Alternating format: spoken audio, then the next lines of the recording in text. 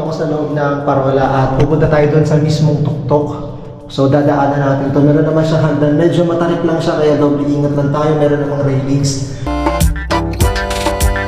At makalipas ng ilang minuto na lakaran mula doon sa main road nitong Higatangan Island ay narating na natin itong bukana nitong kuweba. So tara puntahan natin at silipin natin kung ano yung makikita pa natin dito sa loob.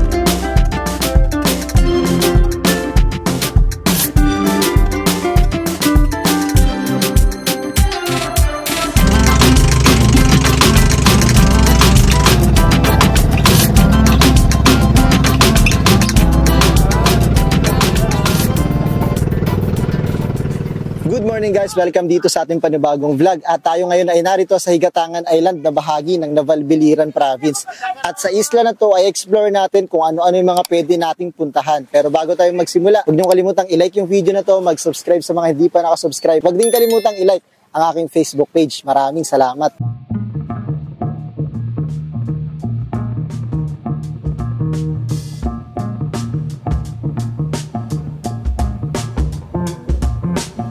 Isa sa mga tourist attraction o pinupuntahan dito sa Higatangan Island ay itong Higatangan Shifting Sandbar. At makikita natin sa bahaging ito, bungad pa lang itong sandbar. Ngunit may pagkakataon na ito ay hindi napupuntahan ng mga tao lalo na pag high tide. Pero kapag low tide, makikita natin yung shifting sandbar na kung saan po pwede tayong pumunta hanggang dun sa dulong bahagi nito.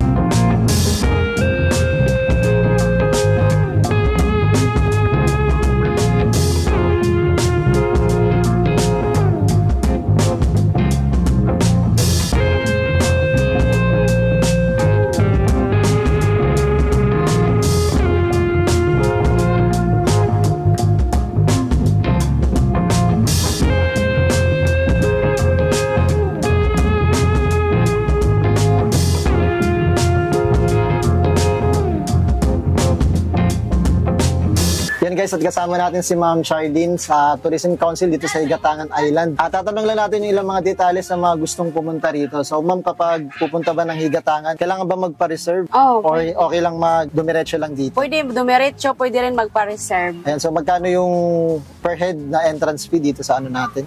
Wala siyang entrance fee, parang environmental fee lang siya, 20 per head. 20 per head, okay. And then yung mga cottages natin, ma'am? Depende sa cottages, may 1.5. Dito sa Limpiado, 1.5 ang kanilang cottage. Pero may minimum ata sila 7 lang. 7 persons hanggang. Tapos pag mag-excess na, parang mag-add na ka ng 150 ata per head. 150 pesos. So yan, nakita natin or narinig natin guys yung ilan sa mga detalye sa mga gustong pumunta rito sa Higatangan. So thank you ma'am. Sige, thank you. Yun guys, at papunta tayo sa mismong kuweba sa Higatangan Island. Pero bago tayo pumunta ay kinakailangan na meron tayong kasamang lokal o kabisado yung lugar na pupuntahan dahil tulad na nakikita natin, medyo masukal yung ating mga daraanan. So tara, let's go. At habang papunta tayo dun sa kuweba guys, ay meron tayong nadaanan dito na isang napakalalim na balon. Kung tatansyahin natin to, siguro mga ilan to? 4 na palapag. Grabe. So tignan natin guys.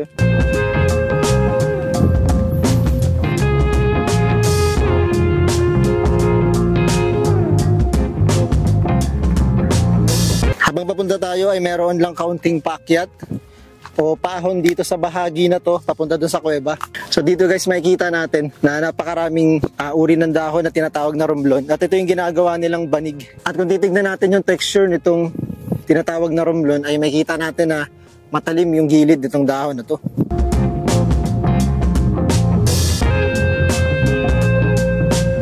At makalipas ng ilang minuto na lakaran mula dun sa main road nitong Higatangan Island ay narating na natin itong bukana nitong kuweba. So tara puntahan natin at silipin natin kung ano yung makikita pa natin dito sa loob.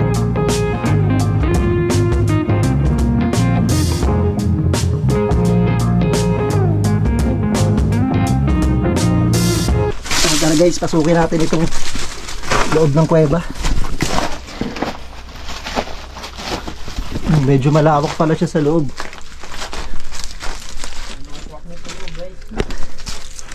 Makikita natin dito may mga rock formation at hindi dapat nating galawin yung mga yan kasi masyadong sensitive yan. Once na nasira or nasulatan, maaaring mawala sa kanyang form.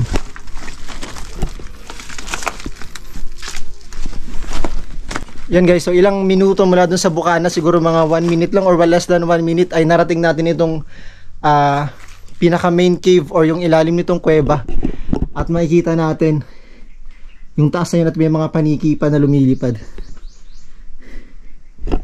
Yan, so itong kuweba na to hindi naman siya totally na napaka layo kung lalakarin doon sa mismong bukana. Sobrang lapit lang, tas ito yung makikita natin.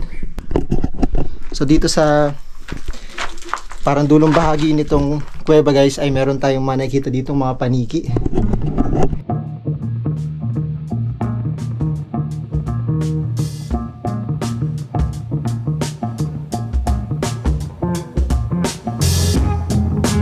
So mula rito sa kuweba, dito sa Higatangan Island ay pupuntahan naman natin yung isa sa mga pinupuntahan din dito ng mga turista, ang Parola o ang lighthouse. Tara!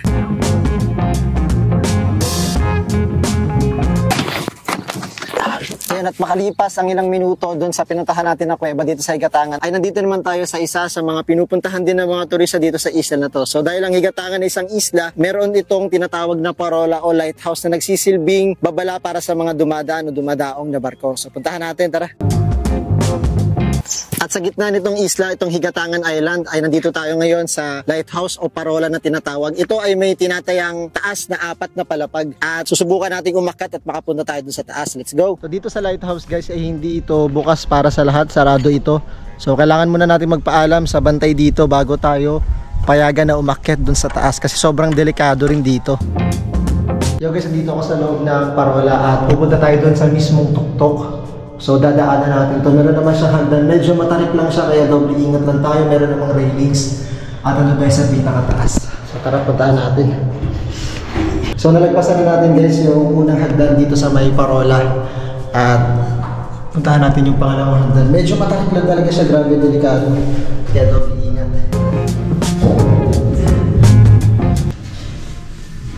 At punta tayo sa pangatlong hagdan.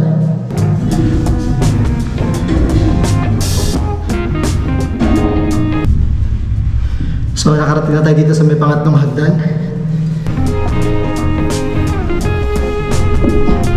Yan guys, at last na to. Yan, pang-4 na hagdan. At makikita natin. Grabe.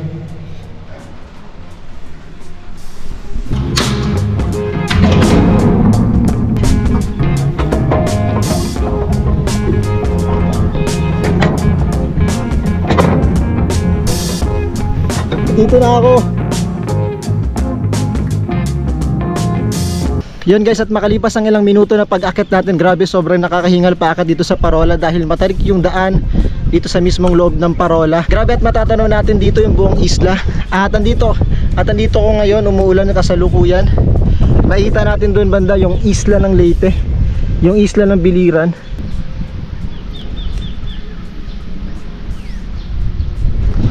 Pag nandito ka sa taas, medyo mangangatog yung tuhod mo, lalo na pag takot ka sa heights dahil sobrang taas talaga at matatanaw mo yung napakalawak na karagatan at itong buong isla ng Higatangan.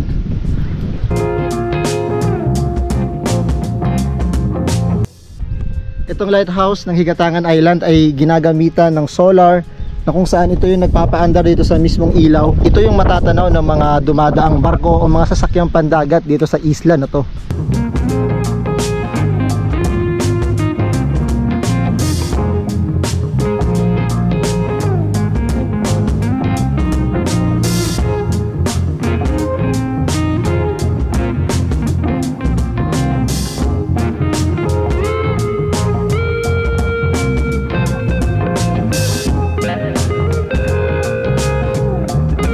Napuntahan na natin yung kuweba dito sa Higatangan Island at narating na rin natin ang lighthouse. Ngayon naman puntahan natin itong cliff diving na matatagpuan lang dito along the road. Makikita natin yung signage at merong gate dito at puntahan natin. So tara, let's go! At kapag kayo ay magtutungo dito sa cliff diving area ay magbabayad lamang kayo ng 20 pesos para sa entrance fee. Per person yon or per tao yung 20 pesos. So matatanaw na natin yung karagatan dito sa area pa lang na to. At pakikita natin na medyo maalon sapagkat maulan at hindi masyadong maganda yung panahon habang bumibisita tayo dito sa Higatangan Island. So puntahan na natin. At dito sa cliff diving area ay makikita natin dito yung iba't ibang rock formation dito sa bahaging ito ng Higatangan Island. At meron din naman dito yung area na to ay merong hagdan pababa para sa mga gustong maligo doon sa mismong dagat.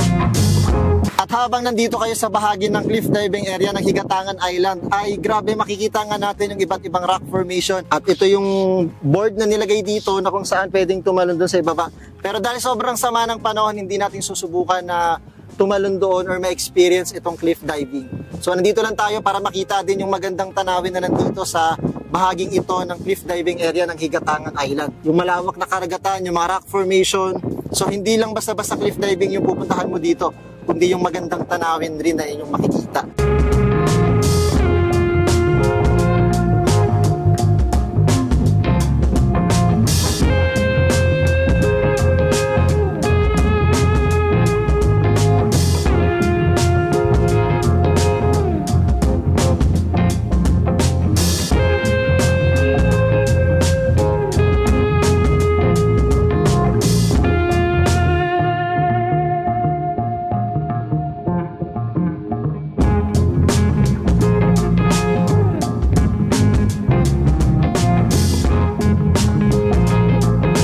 Dito sa Higatangan Island ay sagana itong isla sa mga iba't ibang uri ng laman dagat. At meron tayong tinatawag dito na saang na isang uri ng shell. At tikman natin.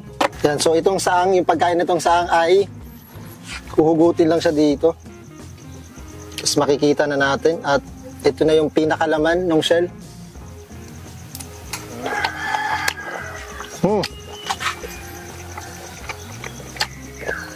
Masarap.